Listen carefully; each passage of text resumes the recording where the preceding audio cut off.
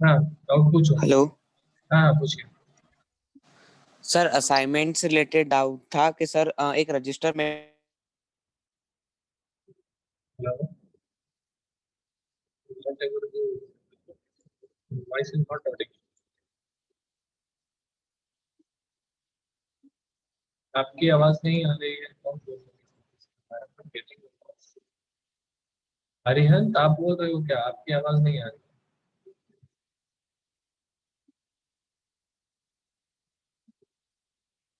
हरिहंत it is you, तो मैं बता रहा हूँ आपकी आवाज नहीं। हाँ हरिहंत बोलिए, आपकी आवाज नहीं आ रही। हेलो हाँ हाँ बोलिए।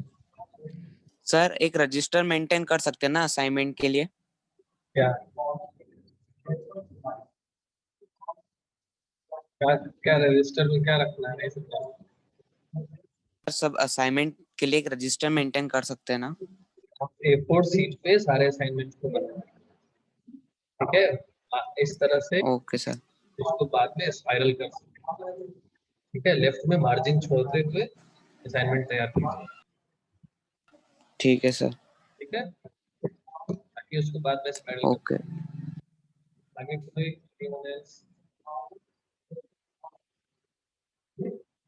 अब पूछिए। ये आइडियल बैठने के लिए थोड़े ना मैंने ज्वाइन करने बोला। If you have doubt just ask me.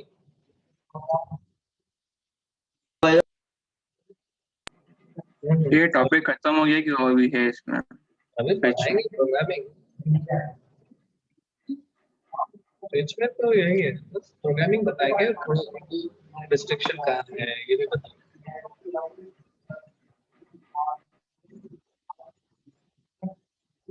Majority of बच्चे जो है प्रोग्रामिंग कर रहे हैं, बच्चे जो प्रोग्रामिंग कर रहे हैं मतलब कर पा रहे हैं मुझे नहीं पता, लेकिन वो असाइनमेंट नहीं सबमिट कर रहे, तो मुझे फीडबैक नहीं मिल रहा है, इसलिए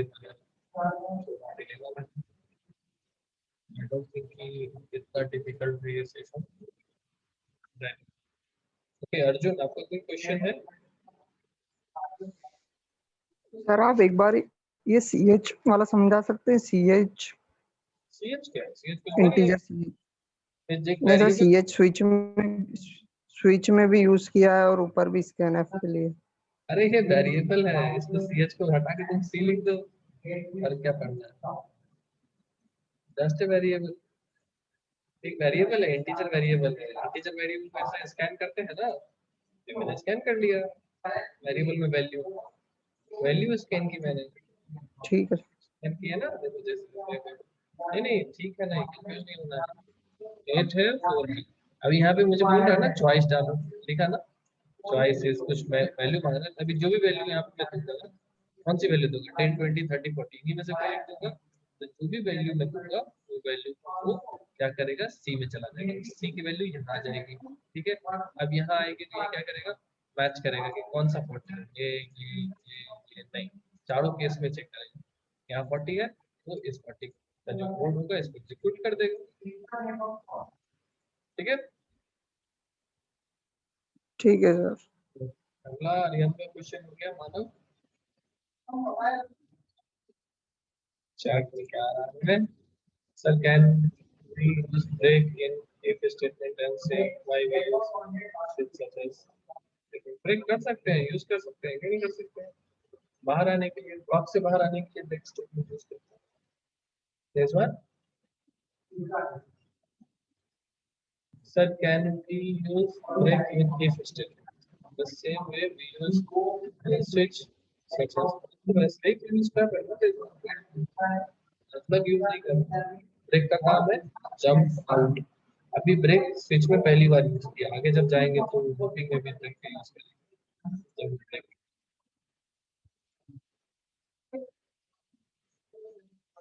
और कोई क्वेश्चन है फिर? ठीक है, thank you Manav. Sir sir ये ब्रेक की जगह ब्रैकेट यूज नहीं कर सकते जिसे हम इफ एल्स में यूज करते थे? ब्रैकेट के क्यों यूज करेंगे? ये देखो, इसका तो अपना टाइप होगा।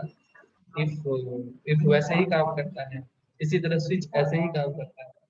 कुछ चीजें हैं जो पहले से डिफाइन की गई है। देखो ना, इसमें जितना भी ब्लू में है ना, डार्क ब्लू में, ये सारा पहले से डिफाइन किया हुआ की है। हम लोग इसमें कुछ नहीं कर सकते। हम लोग क्या कर सकते हैं यहाँ, ये ओके सर। हम लोग ये सब चेंजेस कर सकते हैं। कुछ चीजें हैं जो डिफाइन है, यही तो है। आपको जैसे इंग्लिश पढ़ना है तो आपको तो वर्ड पढ़ना ही पड़ेगा, और वर्ड जैसे लगता है वैसे ही लगना पड़ेगा। तो जैसे हमारा नेचुरल लैंग्वेज है वैसे ही तो कंप्यूटर का लैंग्वेज है ना, तो कोई डिफरेंस नहीं है इन सब से। आगे कोई प्रवेश? सर हाँ बोलो। सर अगर हम वैल्यू दूसरी डाले तो अपन 10 20 30 40 के अलावा डाले तो? तो कुछ भी नहीं चलेगा। उस केस को भी देखेंगे नेक्स्ट क्लास में, और उस जैसे केस इफ को एल्स कैसे में होता है, हैंडल अगर कुछ नहीं करेंगे। डालो तो एल्स चल जाता है। हाँ, तो वही देखेंगे अगली क्लास में। इसमें भी एल्स जैसा कुछ होता है, डिफॉल्ट केस होता है, ठीक है, वो अगली क्लास में ठीक है देखेंगे। सर। Default case. ओके। अच्छा क्वेश्चन। तो मुझे अच्छा लगता है कि आप लोग इन सब चीजों को देखते हैं से। और पूर्वेश, आपको कोई प्रॉब्लम है? नहीं सर, बस थोड़ा तो पूछा था मेरे को कि मतलब सर मान लो इफ के मतलब डबल इक्वल लगाना जरूरी है? इफ में डबल इक्वल टू कभी लगाना जरूरी नहीं है। डबल इक्वल टू का मतलब समझिए। डबल इक्वल टू का मतलब आपको क्या समझ में आता है? चलिए बताओ। सर मैं समझ नहीं आया डबल इक्वल टू का मतलब, इसलिए पूछ रहा हूँ वापस। अच्छा अच्छा, हाँ ठीक है, चलो देखो।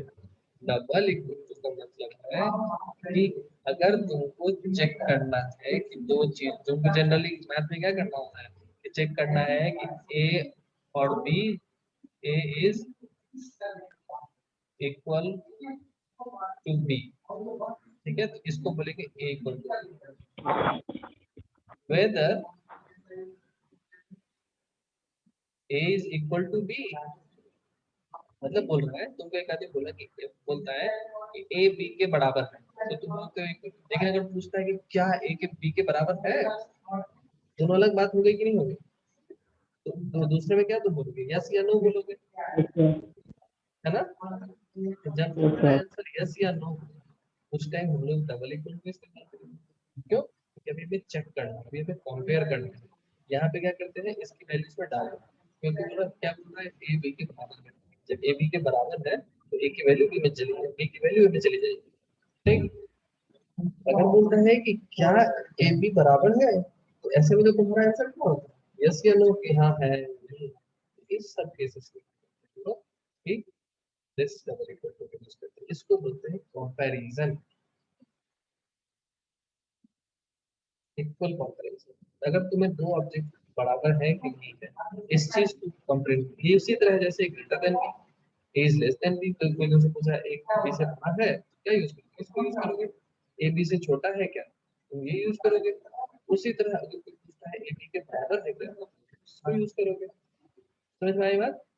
तो हम लोग कोई चीज अगर टू से डिविजिबल है तो टू से डिविजिबल सर अगर ए इक्वल लगाएंगे तो नहीं चलेगा?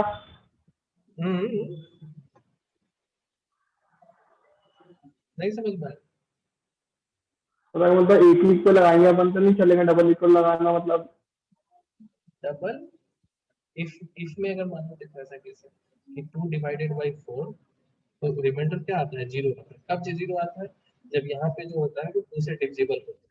तो 2 से डिविजिबल केस को हम लोग ऐसे चेक करते हैं, कोई भी नंबर उसको मॉडुलस करो 2 से, तो अगर 4 मॉडुलस 2 निकालोगे तो ये 2 आए। मॉडुलस ऑपरेटर क्या करता है, रिमाइंडर देता है, और क्वोशिएंट ऑपरेटर क्या करता है, ये वाला ऑपरेटर, ये तुम्हारा क्वोशिएंट देता है, ठीक है। तो अगर रिमाइंडर हमें चेक करना है कि रिमाइंडर 0 है कि नहीं, इसको डबल इक्वल कंपेयर करने के लिए कि इस तरफ वाला अगर जीरो आ जाता है, इस तरफ तो जीरो है ही, तो चेक करो कि बोथ साइड इक्वल है कि नहीं। तो हमें क्या करना है, पूछ रहा है क्वेश्चन क्या ये इक्वल टू ये है, इसका आंसर क्या होगा, आइदर यस होगा या द मोमेंट ये यस होगा दिस इज ट्रू, नो होगा this is false, true meaning 1 false meaning 0।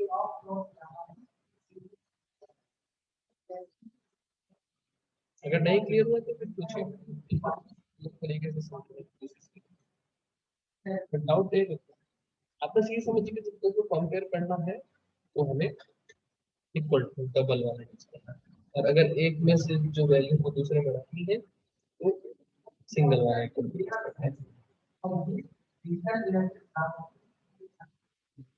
जिसको कोई क्वेश्चन नहीं है वो चेक कर सकते हैं।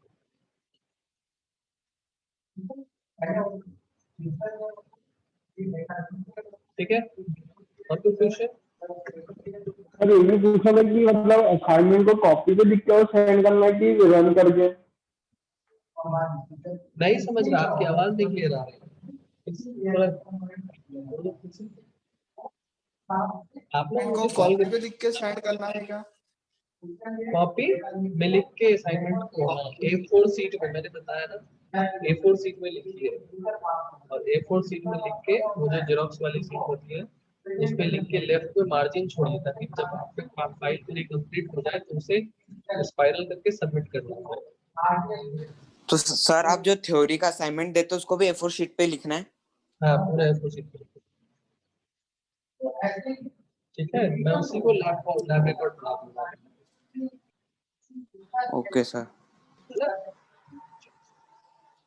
Okay, thank you all.